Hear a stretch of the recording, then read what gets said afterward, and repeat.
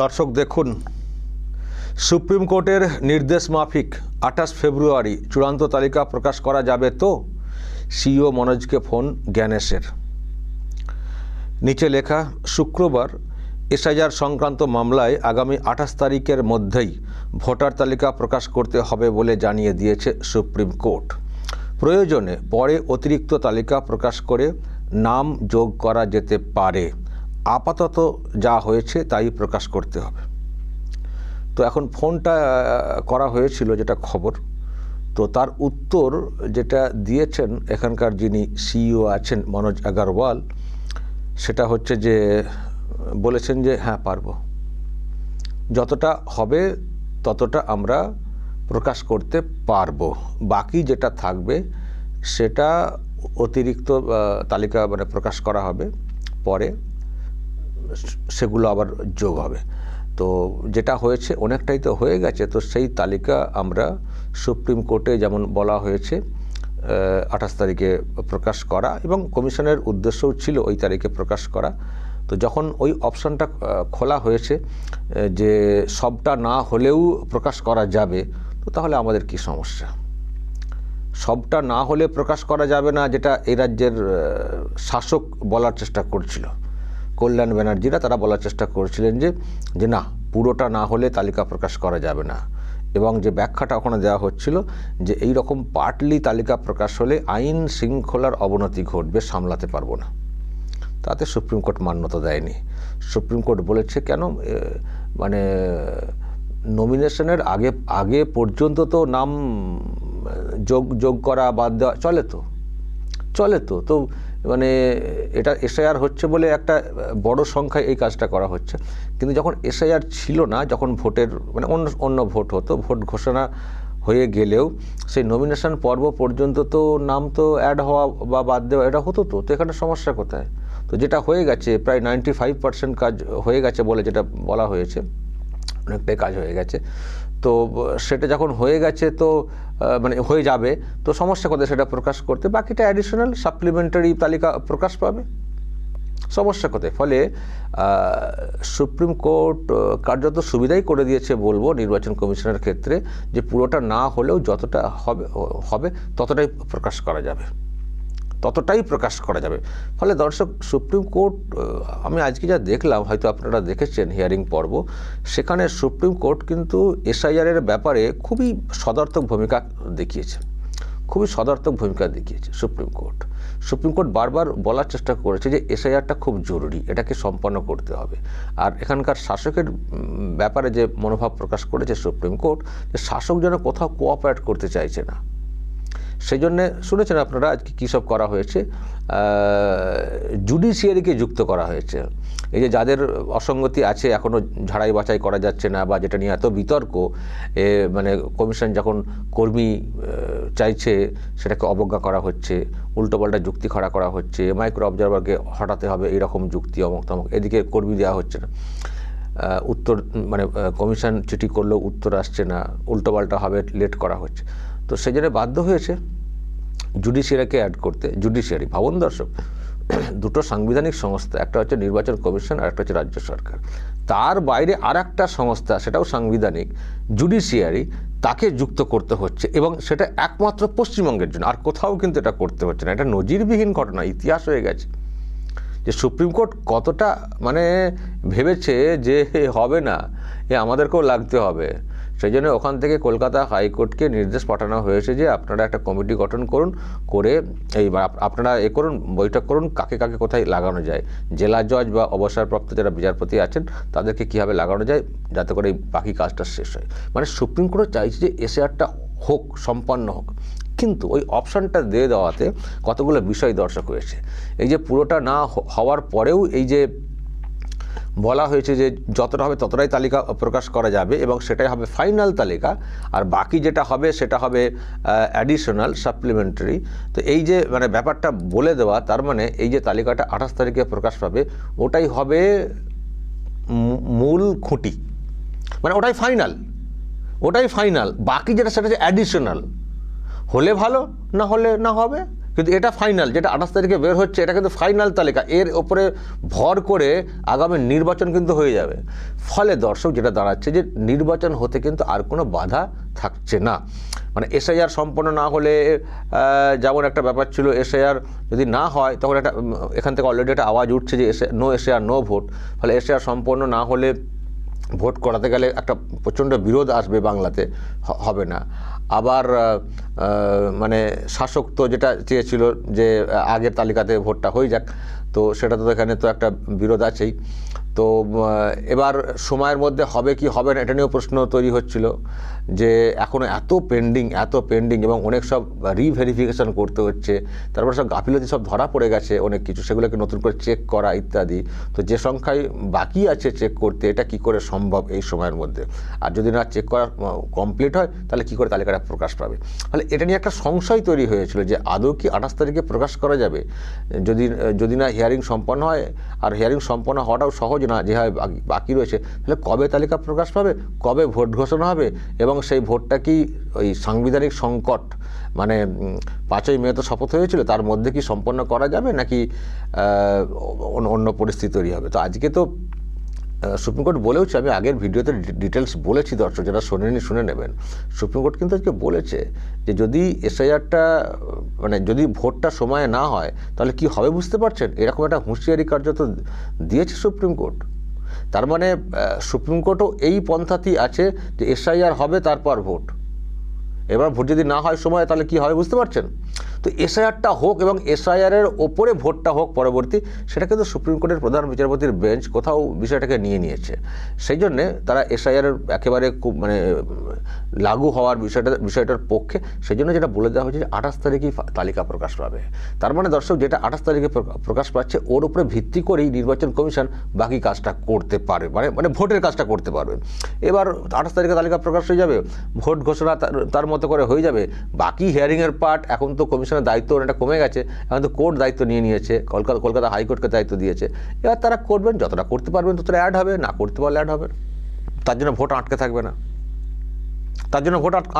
না, এর আগেও দেখুন অন্য সময় যে ভোটগুলো হতো, ভোটে কি সবার নাম কি তালিকাতে উঠতো? দেখতেন কিছু না কিছু নাম বাদ পড়ে যেত, নানান কারণে, টেকনিক্যাল কারণে বাদ পড়ে যেত।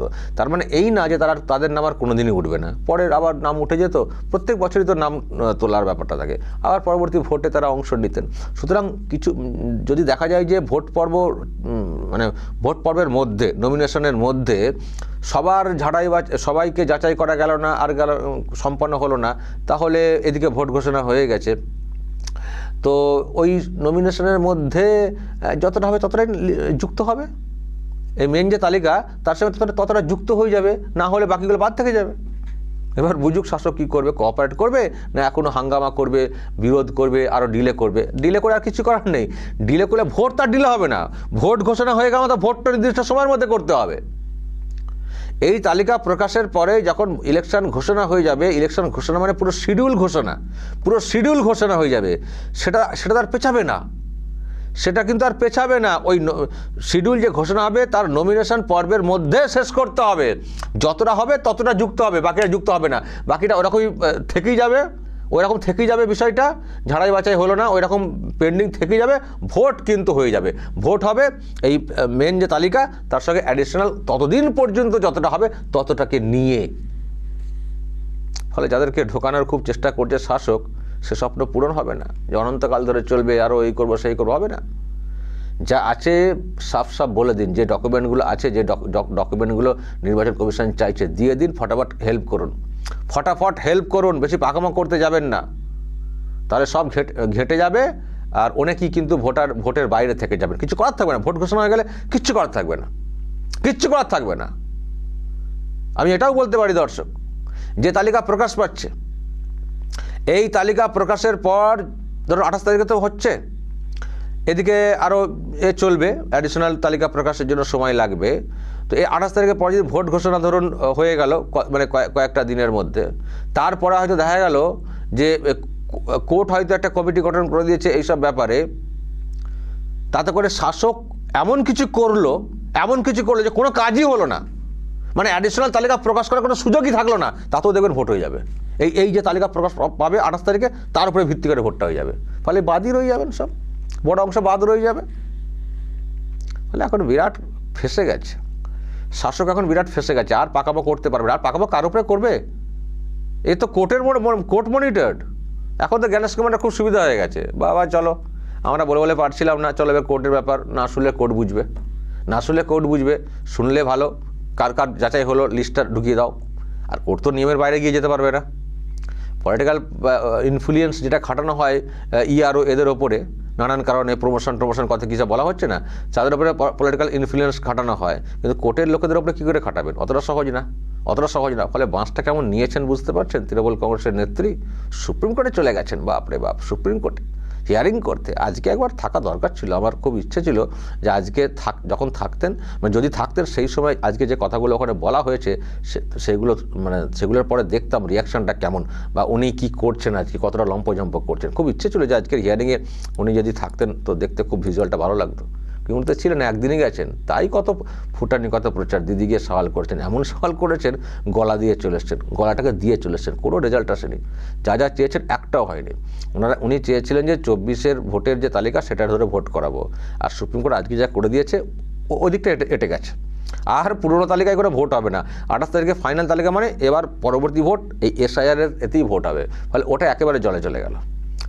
পুরনো তালিকা দিয়ে ভোট করার যে স্বপ্ন ছিল যে ঘেঁটে করে দেবো, লাস্টে সুপ্রিম কোর্টকে দিয়ে বলে দেবো চলো এখন আর হচ্ছে না, তাহলে আগে তালিকায় ভোটটা হয়ে যাক, সেটা কিন্তু হয়ে গেছে। কারণ সুপ্রিম কোর্ট আজকে পরিষ্কার ফাইনাল তালিকার যখন ডেট বলে দিয়েছে যে ওই দিনই ঘোষণা করতে হবে, মানে ওই দিকটা এটে গেছে, ও দরজা ক্লোজ হয়ে গেছে।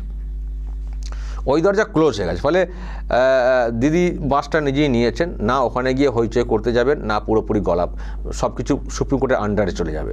বেশ এখানে করছিলেন, চিৎকার চেঁচামেচি করছিলেন জ্ঞানেশ কুমার করে, অমক দোষ তমক দোষ বেশ বলছিলেন, ওপর বলছিলেন, একটা সিন ক্রিয়েট করছিলেন, মানুষের কাছে একটা অন্য প্রচার করছিলেন। কেন সুপ্রিম কোর্টে গেলেন? চেঁচে বাঁশ ওখানে যেতে গেলেন, পুরো একবারে সব দিক খিল কপাট সব আটা হয়ে গেল। জুডিশিয়ারি ঢুকে গেল। আর কোথায় চালাকি করবেন? জুডিশিয়ারি, এবার কোর্টে বিচার কার্যত, প্রত্যেকের কোর্টে বিচার। আর কমিশন তো কমিশন কেন বাদ দিতে যাবে? এই যে ভুলভাল কথা, বিজেপি নির্দেশে কমিশন নাম বাদ দিচ্ছে, এটা ফালতু কথা। বাচ্চা ছেলেরা বিশ্বাস করবে এই কথাগুলো? কমিশন চাই যে কোনো অবৈধ ভোটার না থাকুক আর বৈধ ভোটার না বাদ যাক। তো সেই যাচাইটা যদি কোর্টের মাধ্যমে হয় আরও বেটার। ফলে তারা অনেকটাই এবার বেশি ব্যাগরবাই করলে কোর্ট বুঝবে, কোনো অসঙ্গতি বা কিছু হলে কোনো প্রশ্ন থাকলে কোর্টের বিরুদ্ধে প্রশ্ন হবে।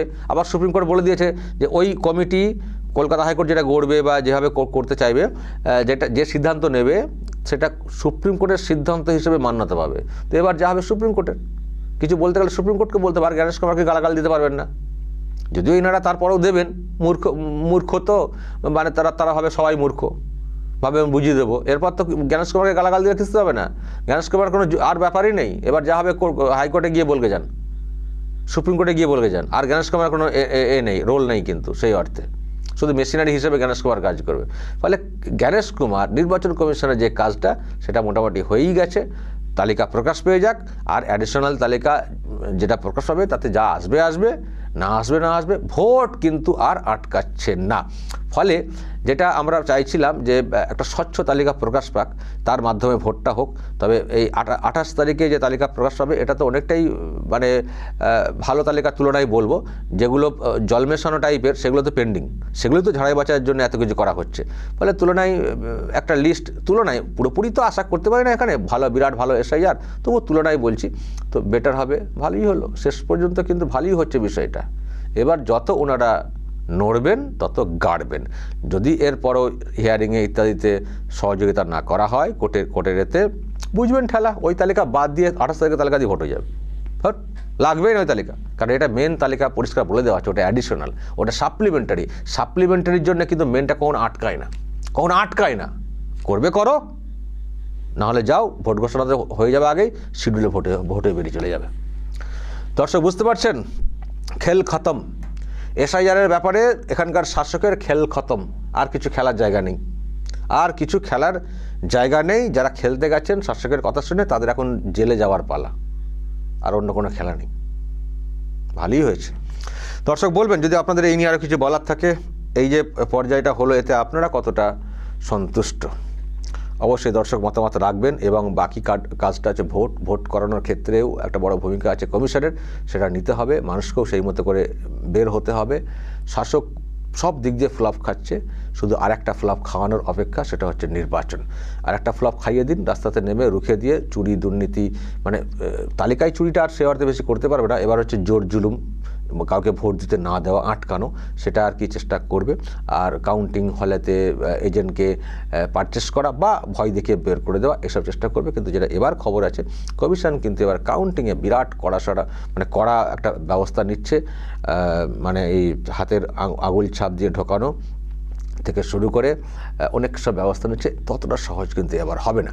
ফলে একেবারে মন ভেঙে যারা বসে আছেন যে ভোট হওয়া মানেই তো তৃণমূল কংগ্রেস জিতবে, এতটা মন ভেঙে থাকার কোনো নেই। পরিবেশ কিন্তু পাল্টাচ্ছে, ধীরে ধীরে ভালোই পাল্টাচ্ছে, আর মানুষের পালস তো নিশ্চয়ই বুঝছেন পরিবর্তনের দিকে। ফলে পজিটিভ থাকুন, ভোটের দিনে ভোট দেওয়ার সংকল্প নিন, দেখবেন সরকার উল্টে গেছে আর এই বাংলাটা নতুন করে পাল্টে গেছে। দর্শক বলবেন যা বলার এবং নজর রাখবেন আরামবাগ টিভিতে।